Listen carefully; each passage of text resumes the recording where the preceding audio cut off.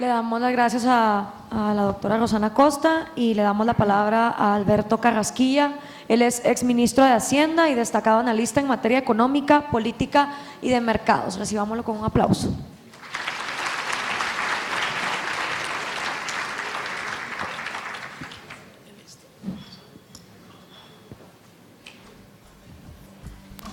Bueno, muy buenas tardes. Yo quiero empezar agradeciéndole a los organizadores del foro, no solo organizar el foro, sino invitarme. Y siendo el último, voy a tratar de ser muy breve y muy concreto. El panel que nos convoca es sobre el papel del Estado en el futuro del desarrollo social. Y esta es una pregunta amplia, interesante, extremadamente difícil y que uno puede abordar desde diferentes puntos de vista. Yo creo que hay dos puntos de vista esenciales a través de los cuales se puede abordar, y uno es hacer una cantidad de PowerPoints sobre cómo es el Estado más consistente con un desarrollo social elevado. Entonces uno define qué es el desarrollo social elevado y se pone a hacer PowerPoints de cómo es ese Estado, un diseño en la línea de lo que los americanos llaman desde arriba hacia abajo. Y otra manera de contestar la pregunta que me parece más interesante es qué se necesitaría para que los latinoamericanos mismos fuéramos capaces de pensar en un Estado que fuera consistente con nuestro propio desarrollo social. Lo cual implica que por alguna razón, algún contaminante tenemos en nuestro ADN que no nos ha dejado hacerlo, porque evidentemente, como hemos visto a lo largo del día, las cifras muestran claramente que tenemos unos atrasos supremamente importantes en materia de los indicadores sociales. Y la pregunta es ¿cuáles son esos contaminantes? La respuesta que yo doy es no tengo ni idea cuáles son esos contaminantes, pero si yo fuera a destilar cuáles son los muy poquitos puntos que yo cambiaría en el chip latinoamericano, si yo pudiera hacer una reingeniería del ADN y fuera una ingeniería genética, ¿yo a qué llegaría? ¿Cuáles serían los 3 puntos, 4 puntos fundamentales? Y estas son las conclusiones que yo saqué tras mis reflexiones. Primero, en el chip debe haber una frase que dice: el Estado, para que sea consistente con el desarrollo social, no es mi mamá. El segundo es: el Estado, para que sea consistente con mi propio desarrollo social, tengo que tener claro que no es mi papá. Y en tercer lugar, el Estado tiene que ser mi socio en esa empresa. Y voy a explicar lo que yo he reflexionado sobre esos 3 puntos. Voy a empezar con el Estado mamá.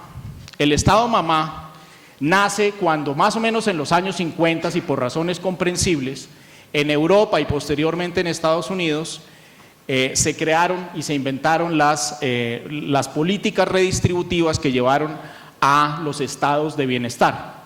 Los estados de bienestar básicamente se inician como una labor loable de recoger a las víctimas de los terribles acontecimientos de los que terminan en los años 40, pero ustedes ven en ese primer gráfico una cantidad de barras. A la extrema derecha del gráfico hay 2 barras muy grandes. Esas barras grandes miden ese es el gasto en protección social que hacen 2 medidas diferentes de lo que es Europa. Y todas las otras barras son referentes a otras cosas que no son la protección social, como la educación, etcétera, etcétera. Entonces, la red de protección social hoy es el grueso del Estado y el Estado es muy grande en Europa, con consecuencias pues que estamos viendo en estos días. Ese es la red de protección social. Tiene muchas virtudes, pero tiene muchos defectos, como voy a tratar de ilustrar.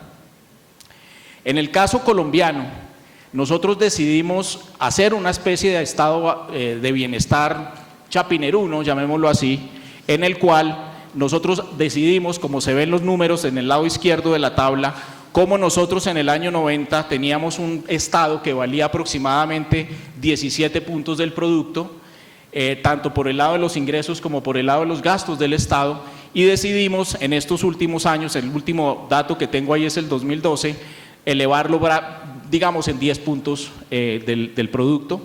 Para términos comparativos pongo el caso de Chile. En el caso de Chile, desde el año 90 hasta nuestros días, o hasta el 2012, el Estado más o menos se mantiene constante. Entonces hemos hecho, la Constitución nos dio la idea, nos metió el chip de que el Estado es la mamá, y que hay una cantidad de protecciones que esa mamá nos va a cobijar, una cantidad de riesgos sociales que la mamá nos va a proteger. Y en el lado derecho de la tabla lo que tengo es cuáles son los resultados que nos da esa mamá. Y ahí lo que tengo es de todo el gasto público, esos 10 puntos del PIB que sube el gasto público, fundamentalmente por el gasto público social. ¿Quién se beneficia de ese gasto público? Y hay una fotografía que saca Jairo Núñez para el año 2008, que la película no ha cambiado para nada, pienso yo, en el cual nuevamente están dividido la distribución de nuestro ingreso en 5 quintiles, desde el 1, que es el 20% más pobre, hasta el 5, que es el 20% con mayores ingresos, y el numerito que ustedes ven ahí es cuál es el porcentaje del gasto público social total que queda en manos del quintil 1, del quintil 2, del quintil 5. Vaya sorpresa, aumentamos el gasto social, el Estado mamá no sabe cómo se hace esa tarea y le da el 44.8% de ese gasto social a la gente en el 20% más alto en la distribución del ingreso. ¿Cómo lo hace? Pues básicamente, lo acabamos de escuchar brillantemente, a través de subsidios para pensiones, que son un bien elitista absolutamente en Colombia, desafortunadamente por ahora, y subsidios para la educación superior. Síntesis del cuadro: elevamos el gasto público de una manera muy importante, en línea con ese chip que tenemos de que el Estado debe ser nuestra mamá, protegernos, darnos educación, darnos pensiones, pero no lo sabemos hacer muy bien. O de pronto es la consecuencia de la manera como debatimos, como voy a tratar de argumentar más adelante. Cuando un Estado madre se dedica fundamentalmente a la tarea de distribuir, con frecuencia se sale de madre. Es como el teorema que yo pondría ahí. El papel del Estado en el futuro de un verdadero desarrollo social no es el de ser la mamá de nadie, es la conclusión que yo saco. Podría poner muchos más ejemplos, quiero ser concreto, soy el último expositor, ya están cansados. La película del Estado madre termina siempre mal por la asimetría entre los apetitos casi siempre infinitos de la naturaleza humana y el dinero ajeno que es finito. Pero el segundo chip, digamos, es el chip de que algo que nos debemos internalizar nosotros los latinoamericanos, es que el Estado no solamente no es mi mamá, sino que el Estado tampoco es mi papá, no es el que me dice a qué horas me tengo que ir a acostar, ni el que me pone las reglas, ni el que me define arbitrariamente unos comportamientos contrarios a los cuales yo no le estoy haciendo daño absolutamente a nadie. Por estos días, felizmente, celebramos los 800 años de la Carta Magna, que fue la primera rebelión contra el Estado papá. Los nobles ingleses se hartaron del rey Juan, les ponía unos impuestos arbitrariamente, les quitaba tierras, hacía lo que se le daba la gana, y los nobles le escribieron una carta y le dijeron: señor, usted no es nuestro papá, usted es un rey, pero no es el papá nuestro para estarnos poniendo estas arbitrarias imposiciones, y se suscribió la Carta Magna para que se recuperara la gobernabilidad. La Carta Magna es la primera acto en el cual se plantea que hay una instancia, hay algo superior a esa figura que en ese momento era el rey, que hoy en día hay muchas figuras similares, y se le dice muy claramente: hay algo por encima de usted. Por encima de usted está lo que llamaríamos el imperio de la ley, que no es exactamente la mejor traducción del rule of law, pero el punto de fondo es muy pertinente en América Latina.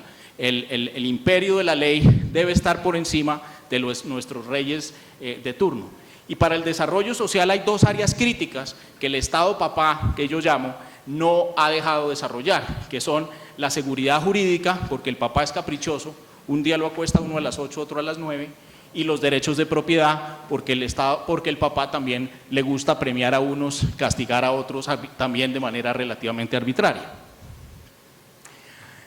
Yo desgraciadamente no he logrado convencer a mis alumnos de hacer esto mismo para países latinoamericanos, pero en Estados Unidos el Mercatus Center hace un seguimiento del número de regulaciones vigentes en un momento dado del tiempo. Saca una fotografía año tras año de toda aquella legislación circular, reglamentaria, decreto, ley, etcétera, que tenga 4 palabras: no podrá, deberá, tendrá prohibido y requerirá. Toda iniciativa legislativa, toda normativa regulatoria, etcétera, etcétera, que contenga esas palabras las contabilizan, y esa línea que ustedes ven ascendente es una trayectoria desde el año 1997 hasta el año 2013, del número de regulaciones vigentes en cada uno de esos años. Como ustedes ven, el Estado papá es un Estado, digamos, inmensamente activo. Cada día hay más reglas, más regulaciones y más impedimentos. Y eso atenta contra la seguridad jurídica de una manera clara y bastante obvia. Aquí nosotros, en cuanto a los derechos de propiedad, nos va muy mal como región y nos va muy mal especialmente en términos colombianos. Aquí hay unos indicadores que se basan en un índice internacional relativamente conocido, que es un índice de derechos de propiedad hecho internacionalmente. Se divide en varios capítulos, digamos el ambiente, variables atinentes al ambiente legal y político, atinentes a los derechos de propiedad, atinentes a los derechos de propiedad intelectual específicamente, y son 4 capítulos, se construyen los índices, y ahí en esa tabla ustedes ven la situación de Colombia, en el cual, digamos, se tienen unos marcadores que van de 1 a 10, en la columna intermedia se tiene el ranking dentro del número de países para los cuales aplica esa determinada variable, y ustedes pueden ver, por ejemplo, la independencia judicial en Colombia queda en el lugar 85 entre 130 países y así sucesivamente. Entonces, en cuanto a los derechos de propiedad digamos, y a las garantías sobre derechos de propiedad, no nos va absolutamente nada bien. Eso significa, digamos, que la presencia de eso que yo llamaría el Estado papá arbitrario, etcétera, etcétera, hace que haya una merma en la capacidad del Estado, concebido como socio del desarrollo social, y por lo tanto un atraso, que es lo que hemos visto todo el día en las cifras. En materia tributaria no quiero ir más allá de todo lo que ya se ha dicho. Aquí están exactamente los mismos indicadores que han mencionado muchas personas. El punto de fondo es que en América Latina tenemos una tasa de tributación sobre las utilidades para una empresa mediana construida de manera homogénea por el Banco Mundial para unos 180 países, del 47% comparado con una del 42% en la OCDE, en los países miembros de la OCDE, y en Colombia tenemos una tarifa del 74% en las utilidades. Eso, digamos, es consecuencia de un Estado que evidentemente es impositivo, es autoritario, etcétera, etcétera, y le quita a uno el 74% de las utilidades de entrada. Entonces, el punto al que yo quiero llegar es como el tercer chip que yo lamento que no exista, muy firmemente arraigado en el ADN latinoamericano, y es que el Estado debe ser mi socio, porque la razón de ser de un Estado, y así se ha discutido durante cientos y cientos de años, es, digámoslo así, tratar de intervenir o tratar de mejorar algunos casos en los cuales los individuos libres en ejercicio de su libertad no son capaces siempre de resolver bien.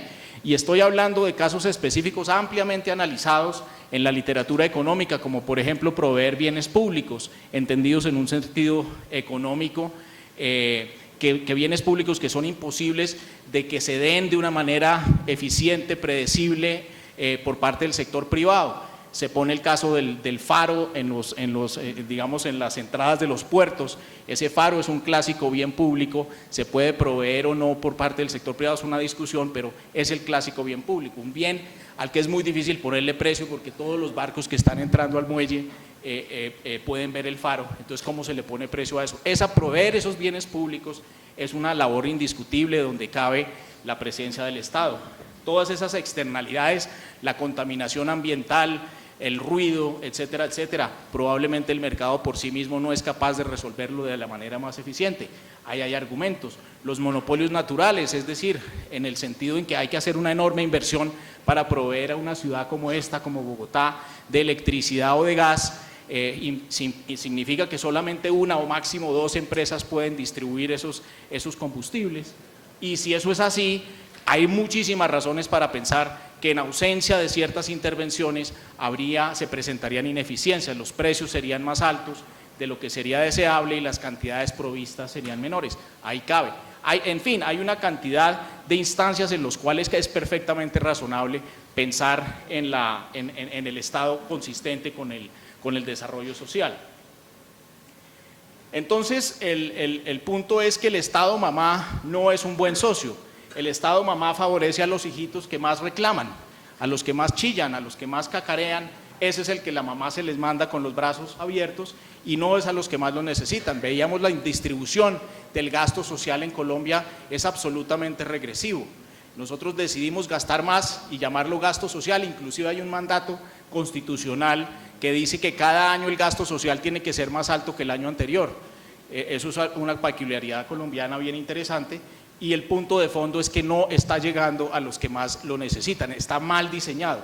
En segundo lugar, el Estado mamá incentiva jugarretas, los niñitos no son ningunos bobos, apenas el Estado mamá empieza a mostrar su enorme generosidad, estos pollitos van migrando de ser juguetones y traviesos a francamente ser corruptos y hacer estrategias para esquilmar a la sociedad, a sus colegas de sociedad de sus recursos y genera, sobre todo y ante todo, genera una enorme, a medida que va progresando esa dinámica perversa en el cual se extiende con generosidad el manto de la maternidad, los hijitos empiezan a tomar ventaja de tanta generosidad y se empiezan a generar procesos bastante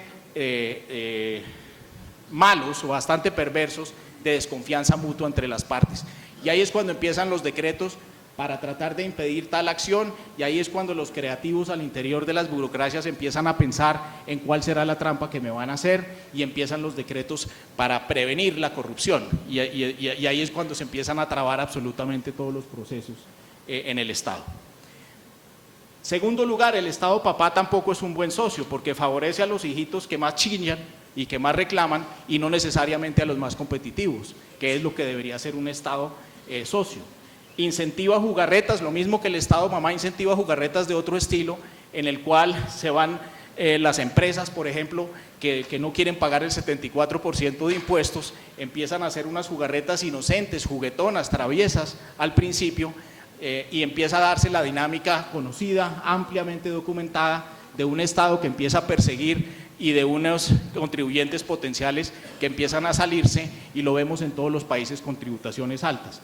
Todas estas, lo que llaman en el mundo anglosajón las inversiones o las inversiones tributarias o las tax inversions que se dan y que cada vez que salen son un escándalo y la gente se rasga las vestiduras, no son otra cosa que jugarretas que ya llevan varios años creciendo como bolas de nieve y ya se están convirtiendo en corrupción. Y finalmente, tal y como sucede con el Estado mamá, el Estado papá, a través de esos incentivos perversos a generar jugarretas que gradualmente generan a través del efecto bola de nieve unas posiciones de franca y abierta corrupción, terminan en eso, generan una enorme desconfianza entre las partes e impiden el debido accionar del Estado e impiden que el Estado sea un verdadero socio en el progreso social. Bueno, eso era mi presentación. Muchas gracias.